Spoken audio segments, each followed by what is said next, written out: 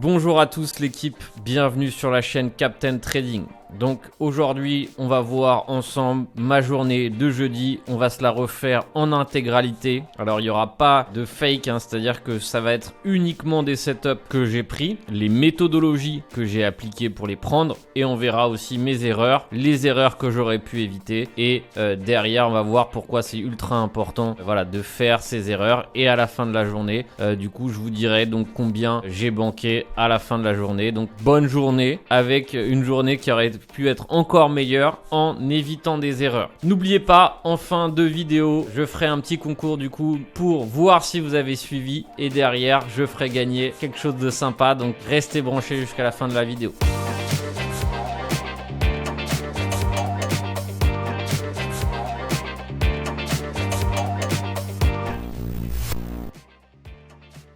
Alors, pour ceux qui me connaissent pas, je suis Captain Trading. Ça fait plus de 2 ans que j'éduque des traders à se professionnaliser tout en parcourant moi aussi mon chemin de trader professionnel. Donc c'est très important de comprendre qu'ici c'est pas du blabla. Je trade en même temps que finalement j'enseigne. On va dire mes plus belles victoires de cette année ont été celles-ci sur Bybit et par exemple aussi sur DYDX où j'étais premier pendant plus d'1 mois sur le leaderboard. Donc voici on va dire les quelques moments forts clés de ma carrière de trader. Et évidemment elle ne fait que commencer et en même temps finalement que je vous fais ces vidéos je progresse aussi. Je suis pas parfait, j'ai encore du chemin à parcourir. En tout cas tout ce que je sais c'est que tout ce que j'apprends, tout ce que je perfectionne, je le partage avec ma communauté. Donc c'est parti pour la journée de jeudi. Donc déjà on commence avec la routine du matin. Donc 6h30 je me réveille, comme d'habitude mon objectif c'est essayer de faire travailler le souffle par quelques étirements, quelques pompes,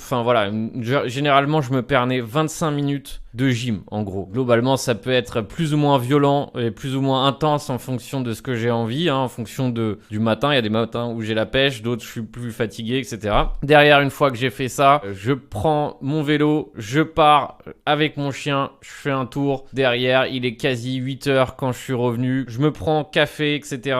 Je commence un peu à préparer ma journée. Alors je regarde évidemment tout ce qui est professionnel au sein de ma société Captain Trading et derrière on passe à tout ce qui est trading. Généralement 3 fois par semaine j'ai un briefing avec mes élèves, c'est-à-dire que chaque matin à 9h du matin je partage mes idées, je partage mes plans de travail et normalement soit j'ai commencé déjà à rentrer en position avant d'avoir partagé mes plans de travail, mais c'est souvent même après d'avoir partagé mes plans de travail que je rentre en position. Donc il est quasi 10h et on commence la journée de trade. Alors il faut savoir qu'à 10h du matin c'est la session londonienne qui commence. En Forex elle est très importante. Donc derrière c'est à partir de cette session londonienne qui font commencer à se préparer. Faut savoir qu'à peu près jusqu'à midi 30 ça sera ensuite calme et que derrière il faut préparer du coup la session US qui elle est relativement importante. Donc finalement ce que j'essaye de faire c'est d'être très intense le matin jusqu'à midi je déjeune et derrière on repasse, on se prépare, il est 14h, alors soit je fais un peu de sport avant d'avoir déjeuné en fonction du planning ou derrière évidemment si j'ai pas le temps et je prépare l'après-midi. Du coup il est 14h30 et j'enchaîne vers tout simplement le pre-market US et enfin on enchaîne du coup vers à 18h, 19h ça se calme et normalement il y a une dernière intensité qui se met en place beaucoup plus tard, du coup vers 20h, 21h jusqu'à 22h ou à 22h le cash ferme. Donc en fonction des résultats, en fonction de ce que j'ai banqué, en fonction de plein de choses, ma journée peut s'arrêter par exemple après l'ouverture US. C'est-à-dire qu'à partir de 17h, si j'ai eu une bonne journée, donc hier vous allez voir que ça s'est achevé du coup vers 18h30. À 18h30, journée relativement convenable. N'oubliez pas que plus on arrive tard dans la journée, plus on a fait des choses dans la journée et plus le risque d'erreur est gros. Donc c'est pour ça que personnellement dans ma méthodologie, quand je banque un certain nombre intéressant et qu'il n'y a pas un marché qui est anormalement fou, ce qui peut arriver dans des bull market ou dans des moments très intenses, eh bien je me permets de banquer un montant que j'estime être largement raisonnable et j'attends et je passe à la journée suivante et derrière pareil je revois mes mes erreurs, je refais un petit peu l'analyse des différents trades que j'ai pris. Bref, voilà, c'est comme ça que j'organise les choses et c'est comme ça que je mets en place. Donc là, vous allez voir les trades que j'ai pris tout au long de la matinée de façon chronologique. On commence par ce premier trade que j'ai pris du coup à 10h du matin. Alors, j'ai commencé par 2 trades, à savoir un sur le Nasdaq et un sur le pesos mexicain. Alors, faut savoir que le pesos mexicain, il était dans mon collimateur, hein, dans ma watchlist, pour tout simplement parce qu'il était en forte tendance. Il y avait les rapports COT aussi qui indiquaient qu'il y avait de quoi faire dessus. Donc derrière, c'est pour ça que j'ai porté mon focus sur le pesos mexicain. Alors, on commence par le trade pesos mexicain. Alors, peu importe la méthodologie, peu importe le trade, on commence par analyser la journée, d'accord? C'est-à-dire que on peut pas partir sur un trade sans comprendre ce qui se passe en daily. C'est une erreur assez fréquente finalement que de se focaliser sur les petites time frames sans observer ce qui se passe. Donc moi, en termes de contexte, en termes de plan, quand j'observe ça, donc oubliez cette bougie verte qui est ici, on en est là le mercredi, donc on est en bas de ce mouvement, proche là de là où j'ai écrit MSB. Et donc quand je vois cette bougie ou quand je vois cette tendance, ici je vois une tendance. Donc mon objectif, c'est de me placer plutôt en faveur de continuer cette tendance. Alors, on aurait pu rompre la tendance, on aurait pu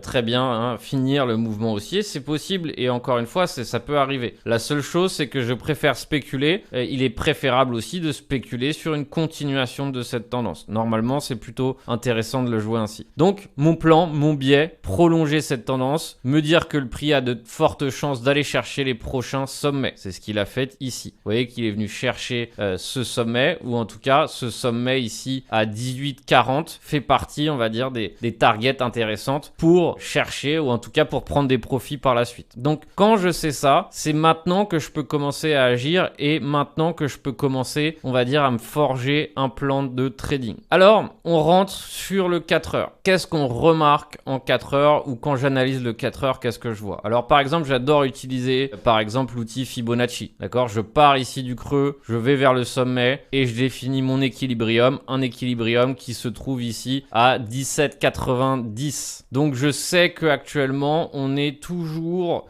sur l'équilibrium de ce dernier mouvement 4 heures. Donc ça me rassure. Je sais que je suis au-dessus. Donc c'est pareil, c'est des éléments qui peuvent me permettre d'être plutôt en faveur d'un long. Donc c'est là que intervient la consolidation et l'analyse de ce qui s'est passé pendant la session asiatique et derrière l'analyse du plan. Donc moi, je vous l'ai dit, je veux chercher un long. Ça faisait partie, on va dire, de mon plan. C'était de chercher une opportunité de trading pour me placer. Alors là, c'est très important que j'utilise la dynamique des marchés. C'est-à-dire que c'est l'analyse des creux, des sommets et derrière on dessine des structures. Il faut savoir que la dynamique de marché, c'est un de mes best-sellers de mes formations de trading que j'ai dispose sur le site Captain Trading. Pourquoi? Parce que c'est très bien expliqué comment définir ces dynamiques et comment rentrer grâce aux dynamiques de marché. Donc là, ce qu'on voit, c'est qu'on a un creux, un sommet, un creux, un sommet, un creux au-dessus de celui-ci, un sommet au-dessus de celui-ci. Et ce, à 2h du matin le jeudi. Donc ici, vous voyez qu'on est sur un équilibrium qui a été absorbé. On a un support technique clé ici qui est défini par ce bas de bougie qui est plat, parfaitement plat. Et donc actuellement, on est sur une localisation intéressante. Donc évidemment, il est 5h du matin. Je ne peux pas me placer à 5h du matin en achetant ici l'absorption. Alors, il faut savoir que c'est très bien de zoomer quand on fait du trading, que même en crypto, peu importe. Moi, personnellement, j'ai pris l'habitude de comprendre ce qui se passe sur les UT principales et derrière de zoomer. Et de zoomer petit à petit. C'est-à-dire de partir ici du 1 heure, pourquoi pas du 30 minutes, voir si on repère quelque chose de différent. Vous voyez qu'on a à peu près les mêmes dessins de bougies. Voilà, ici, on a une tête plate, un cul plat. Vous voyez, ça, c'est des éléments que j'aime voir. Et derrière, on zoome. Donc, on voit ici qu'on a un creux. On est actuellement en train d'aller le chercher. Vous voyez qu'on l'a même cherché. On l'a franchi avec petite bougie qui absorbe. Et donc, voilà ce qui se passe. D'accord? Donc là, il est 6h du mat, 6h10. Et on a la petite déviation du support. Donc ça, c'est très bien. C'est très important. Pourquoi? Parce que c'est une prise de liquidité. D'accord? Quand moi, je sais qu'on a fait une prise de liquidité, ça peut me rassurer sur mon plan. Parce que quand on a des creux équivalents, comme on avait avant, vous voyez, on avait un creux là, une série de creux, et qu'on n'a pas de prise de liquidité, c'est moins rassurant. Il y a beaucoup plus de chances que par la suite, on finisse par justement avoir ce type de setup où on attrape la liquidité. Donc réaction session forte, ça m'intéresse. Tout ça, c'est des éléments qui vont être en ma faveur pour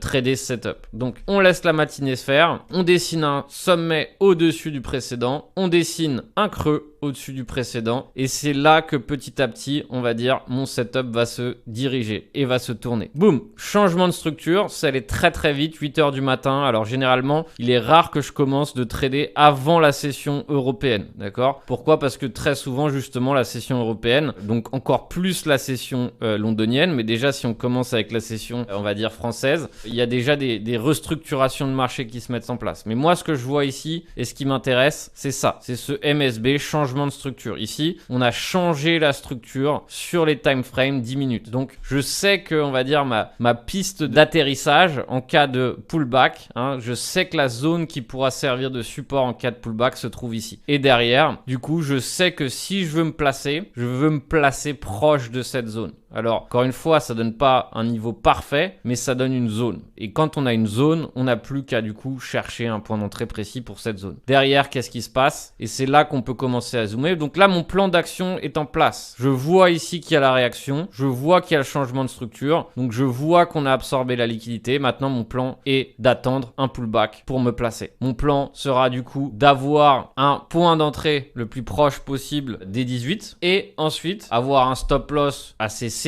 C'est l'avantage du FX, hein. Pour moi, c'est le plus gros avantage, c'est que derrière, quand on a généralement déjà une prise de liquidité, il peut y en avoir une double, ça peut arriver, et un poil en dessous, mais pas beaucoup plus. Donc déjà, je sais que on est plus tranquille. En crypto, les prises de liquidité sont beaucoup plus violentes. Donc c'est pour ça qu'on a beaucoup plus de mal à prendre des stop loss serrés. Donc voici le plan. Derrière, ce que j'essaye de faire, c'est tout simplement d'avoir un risque, parce qu'il faut savoir que j'ai des beaux R, mais j'ai pas forcément un win rate incroyable. Donc ça veut dire que derrière, quand on n'a pas forcément un très bon win rate, et c'est pas grave, hein, si on a une stratégie qui offre des beaux R, et bien dans ces cas-là, il faut juste se permettre voilà, de risquer un montant qui fait que si on a trop de perdants de suite, ça affecte pas, on va dire, notre capital et donc notre capacité à rebondir et avoir des bons résultats. Donc ici, comme vous pouvez le voir, j'ai attendu mon pullback, mon stop loss est ici, donc vous voyez que j'utilise cet outil, très important. Et derrière, quand j'utilise cet outil, il y a un autre aspect important, c'est de me dire où est-ce que je vais sortir si j'achète le pullback. Je dois déjà me poser cette question avant même de prendre ma position. Et moi, personnellement, j'avais choisi de sortir, voilà, là où on voit que le prix a buté de nombreuses fois. Hein, on voit que ici, et encore une fois, quand on est en Forex, ça sert à rien d'aller chercher des chiffres compliqués, c'est bien d'aller chercher des chiffres ronds. Donc 18-10 était ma target pour sortir. Tac, voilà. Donc ça, c'était mon plan. Alors, il y a dernièrement, en backtest, j'ai remarqué que je sortais beaucoup en plusieurs fois, ce qui est bien, mais je remarquais que aussi, je gagnerais beaucoup plus en sortant en une fois et en laissant le plan se mettre en place. C'est-à-dire que oui, je peux me protéger en resserrant mon stop loss à un moment donné, mais pour moi, en tout cas, avant, je sortais en 3-4 fois et je perdais de l'argent bêtement. Donc maintenant, ce que je fais, en tout cas dans ce cas précis, je suis sorti en une fois. Donc, voici le plan à peu près. Après, derrière, il faudra compter les spreads, etc. Mais mon plan est posé. Maintenant, j'ai plus qu'à attendre. Alors, soit on est actif, soit on est passif. C'est pas plus mal d'être actif si on le peut. C'est-à-dire que juste laisser le plan comme ça, enfin, ça se fait, mais voilà, dans ces cas-là, il faudra prévoir plus ample. Derrière, qu'est-ce qui se passe? Donc, vous voyez que le prix continue légèrement. Hein, c'est toujours le moment où on se dit merde, ça va partir sans moi. Et du coup, on est toujours tenté de rentrer avant. Ça, c'est malheureusement quelque chose qui arrive très fréquemment. Et là, enfin, on a ce qu'il faut. Et vous voyez qu'ici, on a une absorption quasi parfaite qui est en train de se faire ici, quasiment pile poil sur le MSB, d'accord, avec une sorte de double prise de liquidité. Et derrière, voilà, le trade commence à partir. Hein. Vous voyez que ça part plutôt relativement bien. Donc la deuxième difficulté, hein, c'est la psychologie, hein, c'est-à-dire être capable de garder le trade jusqu'à son plan. Ça, c'est évidemment un facteur difficile. Et là, vous voyez qu'on s'est arrêté pile. On est allé voilà, chercher un peu plus loin d'ailleurs. Tant pis, hein, on peut pas tout avoir. Moi, personnellement, je suis sorti voilà, vers les 9,94, hein, comme vous pouvez le voir sur le screen.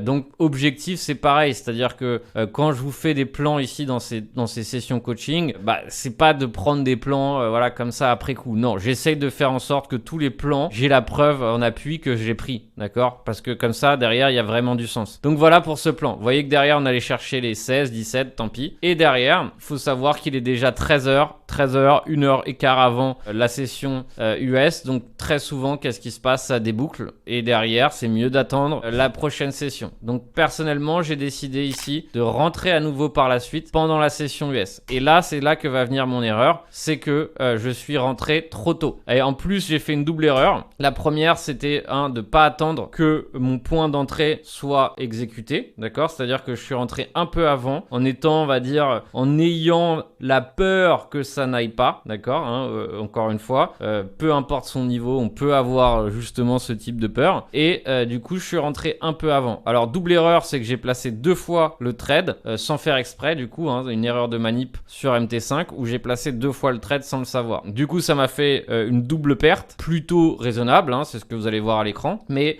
du coup, double leçon parce que voilà, ça m'a coûté 2 fois plus cher. Dans ce deuxième plan, l'erreur s'est faite ici. C'est-à-dire que au lieu d'attendre la prise de liquidité que j'attendais sous ce creux et dans ma zone, je suis rentré hors zone. C'est-à-dire que je suis rentré ici. Donc j'avais, entre guillemets, j'aurais pu penser ici qu'on serait pas allé sur ma zone et qu'on serait parti. Donc résultat des courses, on va dire que je suis rentré très mal, à savoir à peu près ici, et que du coup, mon stop loss était relativement serré, on va dire. Donc qu'est-ce que j'ai fait? En fait, j'ai fait une erreur classique qui est tout simplement de mettre son stop loss sur une poche de liquidité, rien de plus. Donc en fait, j'ai offert la liquidité au marché pour que le marché aille chercher du coup pile poil mon stop loss. Donc pas d'étonnement, et en plus de là, double stop loss. Donc enfin, on a mon signal, c'est-à-dire que mon idée, c'était de rentrer à peu près ici, sur ce creux. Pourquoi? Parce qu'en plus, ça correspondait pile poil à une zone intéressante, ça correspond pile poil, on va dire, à la moitié de cet order block ici. Et en plus, vous voyez qu'en plus, on a même ici, vous voyez là, le cul plat, encore une fois, pile poil sur le creux. Et derrière, donc mon plan, donc j'ai pas lâché l'affaire, heureusement, mon plan était à peu près le suivant, d'attendre du coup le pullback. Alors ça se voit encore mieux en 1 minute. Je suis rentré vers les 1,04 et derrière, le plan, c'était au moins d'aller un poil plus haut que la session précédente. Et je crois que j'ai réussi à m'en sortir avec une sortie environ à 22. Voilà, c'était pas parfait, mais bon, c'était déjà bien. Et en fait, à 22, pourquoi? Parce que je suis sorti à 34, mais là, pour le coup, je suis sorti en plusieurs fois. Et donc, ça m'a fait un prix rond à peu près à 22. Donc là, vous voyez, énorme trade du coup. Et ça m'a bouclé ma journée. C'est-à-dire qu'à partir de là, ma journée était bouclée. Et comme vous pouvez le voir, c'est du coup la somme du coup tous les trades que j'ai pris sur le pesos. Derrière, erreur sur le WTI où pareil, je suis rentré un poil tôt. C'est-à-dire que le même trade, par la suite, je l'ai pris pendant la journée. J'étais beaucoup plus gourmand sur la prise de profit. Donc derrière, en gros, je suis sorti mieux qu'ABE. Mais bon, je suis pas sorti avec un gain de dingue. Mais on va voir l'erreur du coup avec mon trade où je suis rentré à peu près à 82,60. Alors faut savoir que ça diffère en fonction des brokers, etc.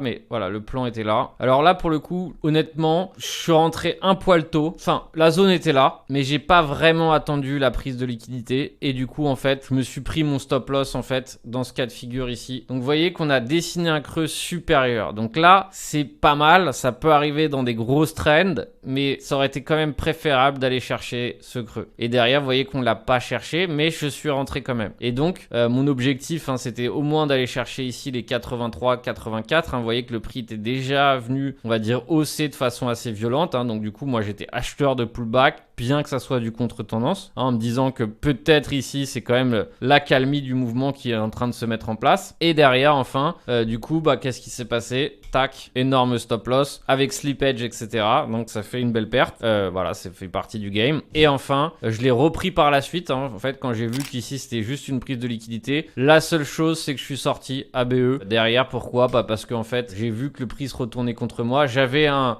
profit, on va dire, une prise de profit plus ambitieuse. Et donc, en fait, quand j'ai vu que le prix se retournait contre moi, à un moment donné, ici, je suis sorti, entre guillemets, en gain. D'accord? Vous voyez qu'ici, on s'est arrêté voilà, à 83. Dommage, j'aurais pu banquer un bien meilleur trade. Et derrière, je suis sorti, on va dire, voilà, dès que j'ai vu que ça commençait à s'enfoncer en ma faveur. Donc voilà, du coup, cette journée sur le Forex. Donc on fait maintenant le résultat des courses à la fin de la journée. C'est exactement ce qu'on est obligé de faire. C'est-à-dire qu'on fait la somme des gains et des pertes. Et donc voilà, ça fait une journée à 2135 $ environ, j'ai arrondi, avec entre guillemets 500 $, allez même plus 700 $ de pertes lié à, on va dire, une erreur stratégique, à savoir avoir peur que le prix parte sans nous. Donc, encore une fois, c'est très important de revenir sur ce genre d'erreur. Pourquoi? Parce que déjà, on peut le noter dans le journal. Là, maintenant que j'ai cette erreur ciblée, j'en ferai ma priorité de ne pas refaire la même erreur la prochaine fois. Donc, c'est très important d'avoir le temps de revenir sur ces trades et de comprendre ces erreurs qu'on a mis en place. Derrière, parfois, il y a des erreurs de management qui peuvent être mises en place. Pour le coup, sur le WTI, la deuxième fois que je suis rentré, est-ce une erreur de management? Peut-être. J'aurais pu sortir en 2 fois. J'aurais au moins peut-être banqué un peu plus sur le deuxième trade plutôt que de m'en sortir presque ABE sur, on va dire, une belle pointe. Inconvénient, c'est que j'étais pas forcément derrière l'écran ici pour manager ma position. Donc oui, peut-être là aussi c'était une erreur de management dans le sens où j'aurais peut-être mieux fait finalement voilà, d'avoir des objectifs moins ambitieux ou en tout cas au moins sortir en plusieurs fois. Surtout que voilà, il y avait quand même de la place et il y avait des belles zones ici. Donc voilà, chercher au-dessus directement, c'était une erreur. Pourquoi? Parce qu'on est sur un pivot et donc derrière, avant de s'affranchir de la totalité du pivot, je pense qu'il y a un peu de chemin. Donc voilà un petit peu, vous êtes rentré au cœur de ma journée de trading jeudi. Alors j'ai essayé de partager un petit peu de la stratégie, de la psychologie, du mindset. Je vais faire un petit concours pour vous faire gagner un bouquin de trading, un bouquin qui me plaît. Alors c'est une surprise, comme ça il n'y aura pas de biais psychologique. Donc pour participer, c'est simple, vous n'avez plus qu'à suivre la chaîne du Captain et à commenter la vidéo. Derrière, vous me notez le nom de votre bouquin préféré en trading, donc je sais que vous participez au concours. Et à la fin du mois, donc on est le 6, à la fin du mois, le 30 octobre, je donnerai un gagnant. En attendant, je vous souhaite un excellent trading à tous et on se retrouve très bientôt pour une prochaine vidéo coaching. Ciao ciao l'équipe.